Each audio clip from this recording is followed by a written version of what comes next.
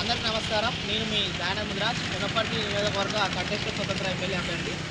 ప్రస్తుతం వనపర్తి పట్టణంలోని ఏకో పార్క్ను మేము సందర్శించడం జరిగింది.